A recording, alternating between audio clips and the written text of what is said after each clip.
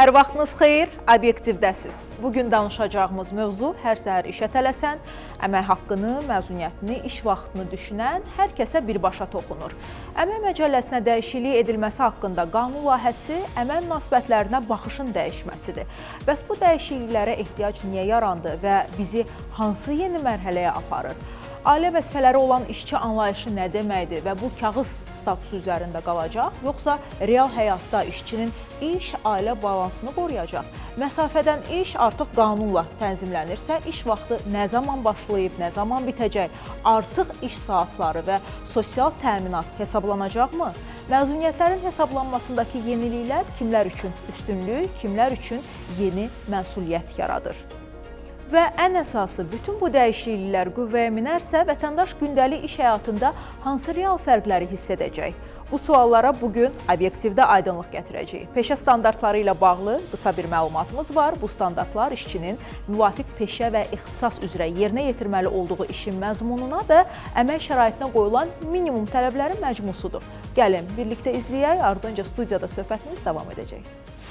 Əmək və Əhalinin Sosial Müdafiəsi Nazirliyi yanında Dövlət Əmək Müfəttişliyi Xidmətinin sədrliyi etdiyi əmək sahəsində standartlaşdırma üzrə texniki komitə tərəfindən əməyin mühafizəsi ilə bağlı dövlət standartlarının hazırlanması işləri davam etdirilir. Ötən il daha 110 dövlət standartı hazırlanaraq Azərbaycan Standartlaşma İnstitutu tərəfindən dövlət standartı kimi təsdiq edilmişdir. Standartlar Beynəlxalq Əmək Təşkilatının əməyin təhlükəsizliyi və gigiyenası haqqında 155 nömrəli konvensiyasının tələblərinə uyğun olaraq hazırlanmışdır. Həmin standartlar iş yerlərində sağlam əmək şəraitinin təmin edilməsi, əmək şəraitinin müasir tələblərə uyğun təşkil olunması, əməyin təhlükəsizlik qaydalarının təkmilləşdirilməsi və beynəlxalq təcrübəyə uyğunlaşdırılmasına xidmət edir. Bununla da Texniki Komitə tərəfindən əməyin təhlükəsizliyi ilə bağlı hazırlanaraq təsdiq edilmiş dövlət standartlarının sayı 167-yə çatdırılmışdır. Obyektivdəsiz studiyamızda mövzuya peşəkar baxış var. Dövlət Əmək Müfəttişliyi Xidmətinin Hüquq İdarəsinin rəisi İslam Həsənzadə ilə söhbətə başlayırıq. İslam müəllim, xoş gəlmisiniz. Salam, xoş gördük. İslam müəllim, əmək məcəlləsinə bu qədər geniş islahatların keçirilməsinə səbəb nədən yarandı və biz bu islahatları yeni bir mərhələnin başlanğıcı hesab edə bilərikmi? Məcəllənin tənzimlədiyi münasibətlər daim dəyişir və bu dəyişən münasibətləri nizama salmaq üçün qanunvericilikdə mütəmadi olaraq dəyişikliklərə zərurət yaranır. Bugün danışdığımız mövzu ilə bağlı böyük dəyişiklik layihəsi də əsas bu zərurətdən irəli gəlir. Analığın mühafizəsi haqqında 1952-ci il konvensiyasına yenidən baxılması haqqında 183 nömrəli konvensiya var ki, bizim qoşulduğumuz konvensiyaların tələblərinə əsasən qanunvericiliyimizdə müəyyən dəyişikliklərə zərurət yarandı. Yəni bu qeyd etdiyim bu zərurətlər hazırda bizim təqdim etdiyimiz, yəni Milli Məclisdə artıq 3-cü oxunuşdan keçmiş qanun layihəsinin hazırlanmasına zərurət yaradır. İslam müəllim, ümumiyyətlə əmək məcəlləsinə yeni anlayışlar gətirilir. Bunlardan biri də ailə vəzifələri olan işçi anlayışıdır. İstərdim biraz bu mövzunu açaq. Ailə vəzifələri olan işçi kimdir və o öz hüquqlarından necə istifadə edə biləcək? Sizin də qeyd etdiyiniz kimi ailə vəzifələri olan işçi ilk dəfədir Azərbaycan Respublikasında, yəni ölkəmizdə qanunvericiliyi ilə təsbit olunur belə bir anlayış. Ailə vəzifələri olan işçi tibbi rəyə əsasən qulluğa ehtiyacı olan ailə üzvünə və ya himayəsində olan digər ailə üzvünə, himayəsində olan şəxslərə qulluq etmək məqsədi ilə qulluğa görə müəyyən işdə irəli çəkilməkdən, işə başlamaqdan məhrum olan şəxslər nəzərdə tutulur.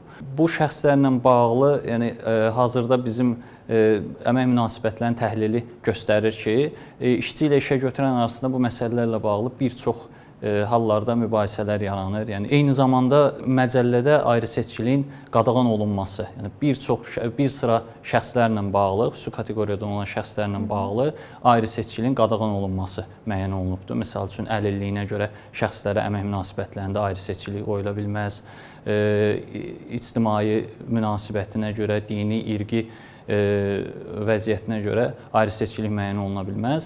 Biz bu dəyişikliklə eyni zamanda ailə vəzifələri olan işçinin də müəssisədə ayrı-seçkiliyə məruz qalmaması ilə bağlı müddəa əlavə olunur. qanunvericiliyə. Eyni zamanda işçi ilə işə götürən arasında, yəni işçinin müəyyən işlərə cəlb olunmasında həmin kateqoriyadan olan, ali vəzifələr olan işçilərin xüsusi imtiyazları tanınır. Belə ki, gecə vaxtı işdi, xüsusi ağır və zərərli işlərdə çalışan ali vəzifələr olan işçilərə işə götürənlə münasibətlərində həmin ali vəzifələri olmasının xüsusi formada tənzimləməsi, nəzərə alınması nəzərdə tutulur. Bəs azyaşlı uşağı olan analar ailə vəzifələri olan işçi kateqoriyasına aid edilirmi? Bununla bağlı tibbi rəy varsa, hər bir halda azyaşlı uşağı olan analara münasibətdə qanunvericilikdə xüsusi normalar və güzəştlər nəzərdə tutulub. Bu özü artıq bu günə qədər olan qanunvericilikdə də mövcud idi. Bu ailə vəzifələri olan işçi sırf tibbi rəy olmalıdır. Tibbi rəy olmalıdır ki, həmin işçinin ailə üzvünə qulluqla bağlı, yəni həmin qulluq etdiyi ailə üzvünə münasibətdə tibbi rəy olmalıdır ki, ona qulluqla bağlı müəyyən əmək funksiyalarını, əmək münasibətlə bağlı öhdəliklərini həyata keçirməkdən məhrum olur. Aha, anladım.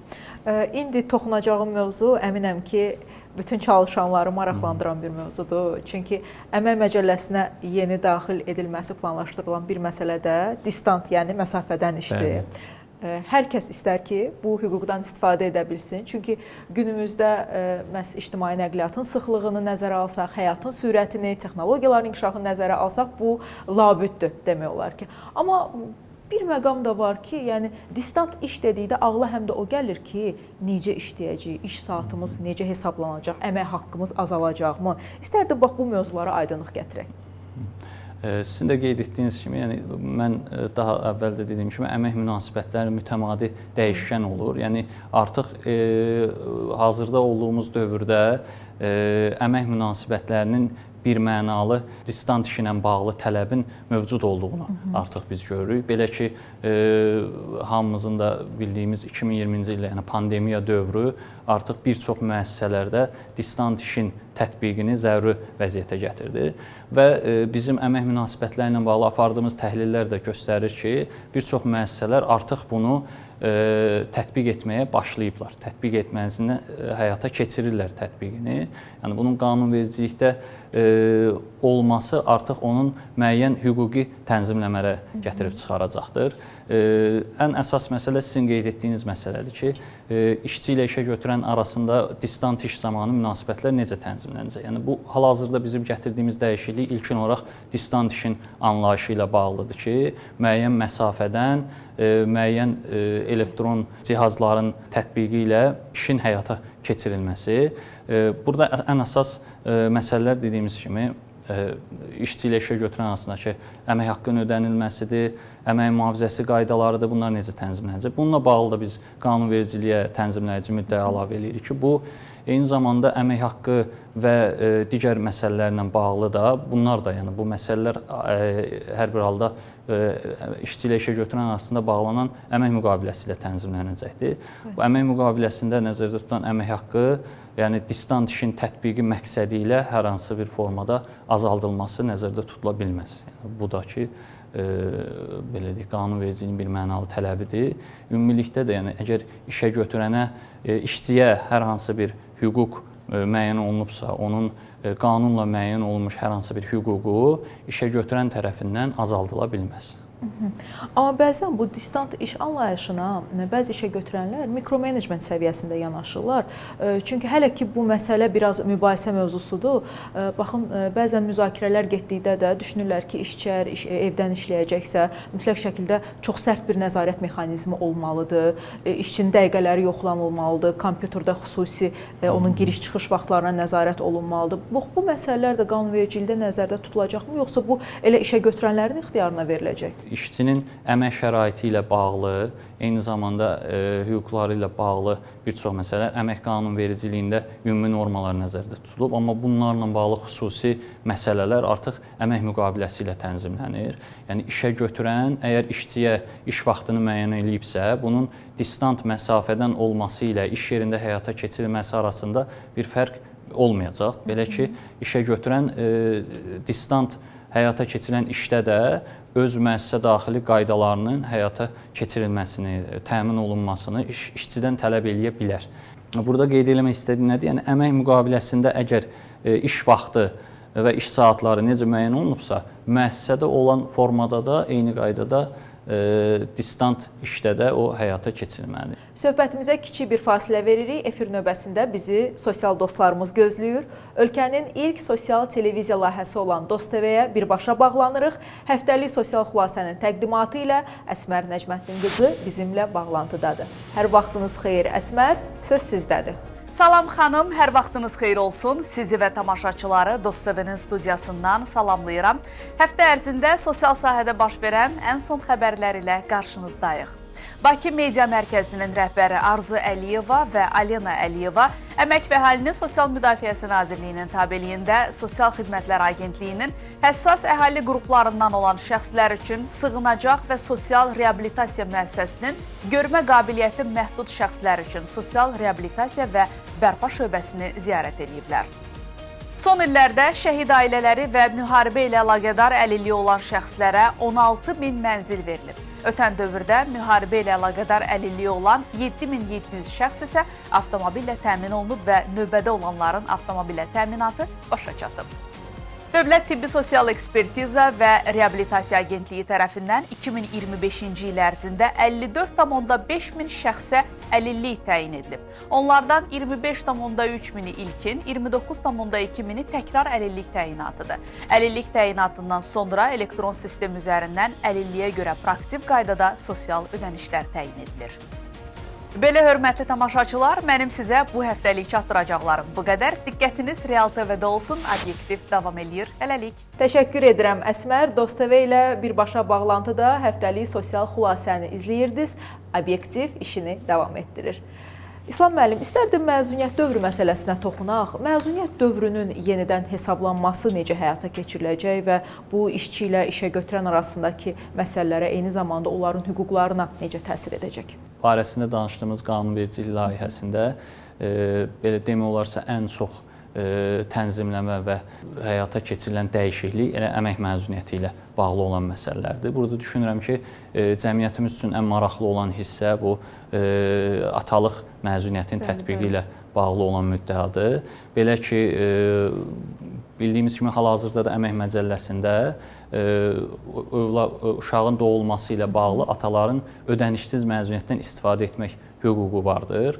Lakin apardığımız təhlillər göstərir ki, bu ödənişsiz məzuniyyətlərdən istifadə o qədər də aktual deyil. Çünki ata o məzuniyyətdən istifadə etdiyi zaman hər hansı bir əmək məzuniyyət haqqı ala bilmir.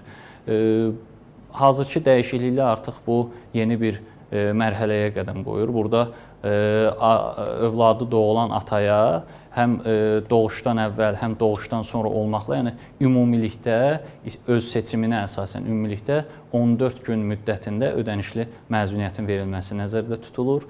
Digər bir dəyişiklik isə doğuşun baş tutması ilə bağlıdır. Bunu belə izah edək. Bir çox hallarda doğuş tibb müəssisəsi tərəfindən verilmiş əmək qabiliyyəti müvəqqəti itirilməsinə görə vərəqə əsasında hazırda ödənilir. Amma təcrübədə bir çox hallarda görünür ki, uşağın doğulması həmin tibb vərəqəsində göstərilən müddətdən bir müddət əvvəl baş verə bilər. Bu halda ana doğuş olduğu halda həmin dövr üçün məzuniyyətdən istifadə hüququnu həyata keçirə bilmir. Yəni analıq məzuniyyətinin müddəti mi artırılır? Yoxsa doğuş vaxtından öncə olarsa elə o müddətdənmi çıxacaq? Biraz onu sadə açaq. Bir növ belə deyək də, əgər doğuş əmək qabiliyyəti müvəqqəti itirilməsinə görə dövrdən fərqli müddətdə əvvəl baş verərsə, bu halda əslində praktikada artıq analıq məzuniyyətinin müddəti artırılmış olur. Yəni 126 gündən çox veriləcək anaya yoxsa? Bəli, əgər doğuş ondan əvvəl həyata keçirilib, baş veribsə, bu halda 126 gündən artıq verilə bilər. Nə qədər artıq verilə bilər? Yəni faktiki olaraq doğuşun həyata keçirildiyi dövrdən artıq müvəqqəti itirildiyi dövr 126 gündən hansı dövrdə həyata keçirildi, doğuş baş veribsə, bu dövr üçün həyata keçirilir. Və o öncəki dövr üçün də anaya əlavə olaraq məzuniyyət haqqı həmin dövr ödəniləcək. üçün bəli, məzuniyyətdə sayılır analıq məzuniyyət. Çox gözəl. Bir də istərdim ki, bu məzuniyyətin hesablanmasında sadə bir nümunə əsasında izah edək ki, vətəndaşlarımız, bizi izləyənlər daha yaxşı anlasınlar ki, əslində biz nəyi nəzərdə tuturuq? Əgər siz əmək məzuniyyətinə çıxırsınızsa, ondan əvvəlki dövrdə ödənişsiz və ya qismi ödənişli sosial məzuniyyətdə olmusunuzsa, həmin dövrdə əmək haqqı almamısınız və əmək məzuniyyətinə çıxanda sizin əmək haqqınız son 12 aylıq dövr nəzərə alınıb və həmin dövr üçün hesablanacağı üçün əmək haqqı, məzuniyyət dövründə alacağınız əmək haqqı normal həmin ay alacağınız əmək haqqıdan aşağı olurdu. Bu dəyişikliklə artıq siz əgər ödənişsiz məzuniyyət, qismən ödənişli sosial məzuniyyətdə olmusunuzsa, bu halda həmin dövrlər nəzərə alınmadan sizin sonuncu əmək haqqı aldığınız, yəni əmək məzuniyyətinə çıxmadan öncə sonuncu əmək haqqı aldığınız ən yaxın aydan etibarən hesablanacaq artıq 12 aylıq dövr. Təşəkkür edirəm aydın sadə izahınıza görə. İslam müəllim, bu dəyişikliklərdən sonra vətəndaşlar gündəlik əmək münasibətlərində hansı real fərqləri hiss edəcəklər? Birinci növbədə biz danışdıq ailə vəzifələri olan işçidən.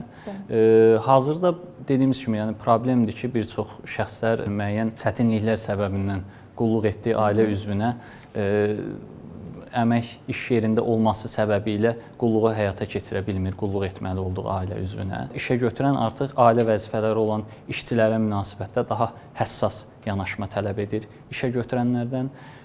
Digər bir real artıq tənzimləmə danışdığımız yenə distant işi ilə bağlıdır. Hüquqi əsas yaranır və işə götürənlər bu hüquqi əsası rəhbər tutaraq öz fəaliyyətlərini həyata keçirə bilərlər. Həm işçilər, həm işə götürənlər üçün ən real hiss edilə biləcək məsələ bayaq qeyd etdiyimiz yenə məzuniyyətlərlə bağlı məsələdir. Artıq məncə bir çox kişi vətəndaşlarımız üçün bu xoş xəbərdir ki, artıq atalıq məzuniyyətindən istifadə etmə hüquqları yaranır və ödənişli əsaslarla. Bu həmçinin ailə institutunu da möhkəmləndirir. Uşaq həm öz atası ilə vaxt keçirir. Çünki biz adətən atalar daim işdə olur, yük ananın üzərinə düşür, sadə dillə desək. Amma indi həm ata uşaqla vaxt keçirəcək, yeni doğulmuş körpəsi ilə, ailəsi ilə birgə olacaq, həm də buna görə ödəniş alacaq. Təbii ki, həm də uşağın doğulduğu dövr bilirik də, həm ailə üçün, həm ana üçün çətin dövrdür.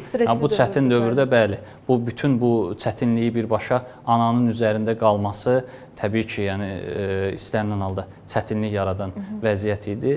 Ən azı 14 gün belə olsa atanın həm övladı ilə, həm ana ilə birlikdə olması ailəyə təbii ki, ailə institutunun daha da möhkəmlənməsinə gətirib çıxaracaq. Təşəkkür edirəm sizə, İslam müəllim. Söhbətimiz əsasında gəldiyim qənaət ondan ibarət oldu ki, bu yeni əmək məcəlləsinə daxil ediləcək məsələlər həm də işə götürənlərin menecment keyfiyyətlərinin yüksəlməsinə xidmət edəcək. Çünki bu qeyd olunan məsələlər eyni zamanda işə götürənlə işçi arasında empatiyanı daha da gücləndirir. İşə götürən də nə zamansa işçi olub. Çünki biz özümüzə rəva bilmədiyimizi başqasına rəva görməməliyik. Onları da anlamalıyıq və iş-həyat balansının qorunması indiki gündəlik həyatımızda çox aktualdır. Bu çox vacibdir, çünki dövr inkişaf edir, texnologiya inkişaf edir, zaman sürətlənir və bəzən 24 saat belə bizə azlıq edir. Ümid edirik ki, çox faydalı olacaq həm işçilərimiz üçün, həm işə götürənlər üçün və digər məqamlar da var ki, artıq bir çox dünya ölkələrində tətbiq edilir bunlar. Ümid edirik ki, bizim ölkəmizdə də o qaydaların tətbiqi nəzərdə tutular. Bunlardan biri də 4 günlük iş rejimidir ki, qonşu ölkələrdə artıq tətbiqi var. Biz də hibridə doğru gedirik, distant işə doğru gedirik. Bəlkə gələcəkdə bu da baş verə bilər. Ola bilər, bəlkə də qeyd etdiyim kimi əmək münasibətləri daim dəyişkəndir və bu əmək münasibətlərinin dəyişkənliyi qanunvericiliyə də, hüquqa da, hüquqi dəyişikliklərə də öz təsirini göstərir. Yəni ictimai münasibətlər, əmək münasibətlərinin dəyişkənliyi gələcəkdə qanunvericiliyə də öz təsirini göstərə bilər. İslam müəllim, təşəkkür edirəm ki, bugün studiyamızın qonağı oldunuz və çox önəmli məqamlara aydınlıq gətirdiniz. Bəli, bir daha xatırladım ki, qonağımız Dövlət Əmək Müfəttişliyi Xidmətinin Hüquq İdarəsinin rəisi İslam Həsənzadə idi. Hüquqlarımızı bilmək, onları qorumağın ilk addımıdır, amma bu bilik yalnız məlumat olaraq qalmamalıdır. Gündəlik həyatımızda istifadə etdiyimiz bizi daha güvənli edən bir alətə çevrilməlidir. Bugün əmək qanunvericiliyinə təklif olunan dəyişikliklərə məhz bu baxışla nəzər saldıq. Hər bir vətəndaş öz hüququnu vaxtında tanısın, düzgün formada tətbiq etsin və əmək münasibətlərində özünü tək hiss etməsin. Obyektivin məqsədi də məhz budur. Mürəkkəb hüquqi anlayışları sadə, anlaşılan və hər kəs üçün faydalı etmək. Bizi izlədiyiniz üçün təşəkkür edirik. Növbəti buraxılışlarda görüşənədək.